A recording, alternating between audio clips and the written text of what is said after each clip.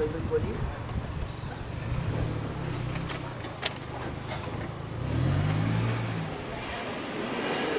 First আরেকটা দেবেন। আলোর পিছনেই থাকে অন্ধকার। যদি একটা নেগেটিভ একটা পজিটিভ ধরি, তাহলে আলোর পিছনে যে অন্ধকার আছে সেটা ঘাটলে পোকামাকড় ময়লা অনেক। জীবনটা খুব অল্প সময়ের জন্য এই পৃথিবীতে এসেছি, অল্পদিন বাঁচবো। এই man's work is the explanation of that man. একবার বলছি না, আমরা জানি জানবে ওটা থাকবেই।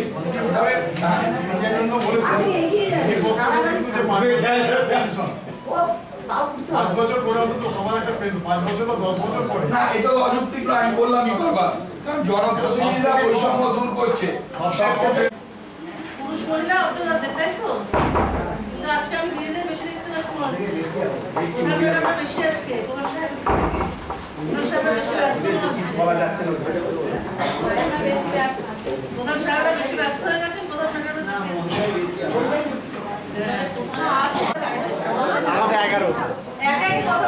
সবাই মিলে কথা বললে কারোর কথা শোনা যাবে না। তাহলে 1 বছর ঘোরার সময় হয়ে গেছে, একটা প্রশিক্ষণ আপনাদের হয়ে গেছে, আর 1 বছর পঞ্চায়েত চালানোর অভিজ্ঞতা হয়ে গেছে। আর এখন পঞ্চায়েতে এত কাজের প্রেশার যে আমি কাজ শিখবো না। আমরা প্রত্যেক সপ্তাহে গ্রাম পঞ্চায়েতে যারা আধিকারিকরা রয়েছেন, সবাইকে নিয়ে হচ্ছে প্রত্যেক শুক্রবার দিন করে আমরা এটা লক্ষ্য রাখি যে কার বাচ্চা কমে গেল, কার বাচ্চা ঠিকভাবে হচ্ছে না। যখন হচ্ছে না তখন আমরা তাকে কারণগুলোকে জিজ্ঞাসা করি, এবং সেখানে বিভিন্ন রকম কারণ উঠে আসে। কেউ করতে পারে তাহলে আমরা 24-25 যেটা নতুন স্কিম, তা ফার্স্ট ইনস্টলমেন্টের টাকা আমরা জুলাইতেই পেতে পারবো যদি 6% আপনি এখনই যদি অর্জন করতে পারেন। তাহলে সব গ্রাম পঞ্চায়েত যে খারাপ করেছে অবস্থায় আছে এমনটা নয়, আমরা সবাইকে 6% করে ফেলেছে সেটাও নয়। অনেক অনেক গ্রাম পঞ্চায়েত 9%ই করে আছে, 12% করে আছে, 20% করে আছে।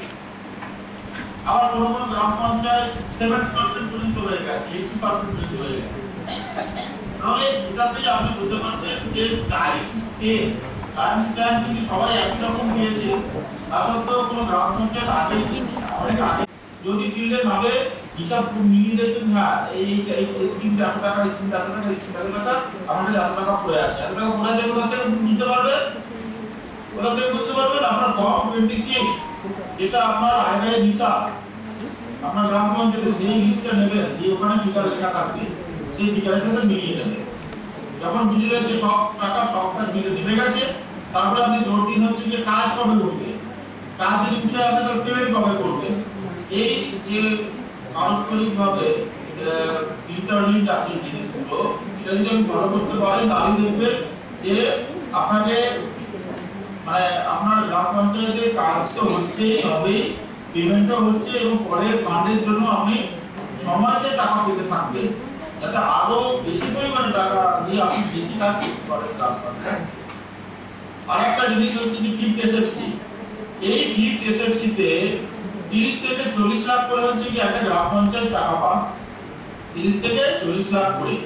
এই 30 থেকে 40 লাখ টাকা এটা কিন্তু সব গ্রাম পঞ্চায়েত পাননি, খেয়াল করবেন। এর মধ্যে হয়তো কোনো গ্রাম পঞ্চায়েত থাকতে পারেন আপনাদের মধ্যে যে কিন্তু এসএফসি এই 30 থেকে 40 লাখ পরিমাণ যে টাকা পাওয়া যায় সেটা যোগ্যতাটা অর্জন করতে পারেননি। তাহলে বুঝুন যে এবার যোগ্যতা অর্জন করার কি মাপকাঠি, এটাই মাপকাঠি যেটা আমি এতক্ষণ ধরে বললাম, যে টাকাটাকে সঠিক সময় খরচা করতে হবে 60% ইন টাইমে।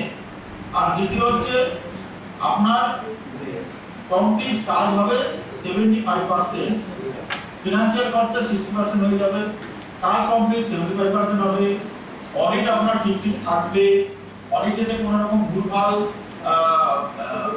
মানে জিনিস আপনার গ্রাম পঞ্চায়েতের নিশ্চিত করে পাইনি এরকম যেন থাকে।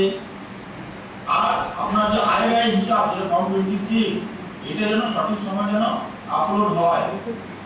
আর আপনার ওন ফান্ড যে শুধুমাত্র আপনি মানে সরকারের কাছ থেকে টাকা পাবেন তারপরে কাজ হবে সেটা নয়।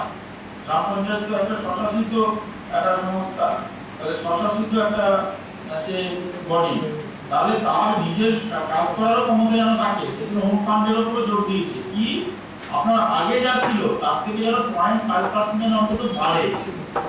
তো এই ক্রাইটেরিয়া গুলো যদি পূরণ যারা করতে পেরেছিল আগের বারে, তারাই হচ্ছে কি 25 লাখ টাকা করতে পেয়েছিল, এবং তারা বাড়তি টাকা, এটাকে বলা হয় পারফরম্যান্স গ্রান্ট, এইটা দিয়ে আরো অনেক কিছু ভালো কাজ করছে তারা। তো যারা এখন ফেল করেছেন মোটা কথা, তাদের কিন্তু মন খারাপ করার কিছু নেই, কারণ এটা প্রত্যেক বছরই এই ইভালুয়েশনটা হয়, এই পরীক্ষাটা হয়।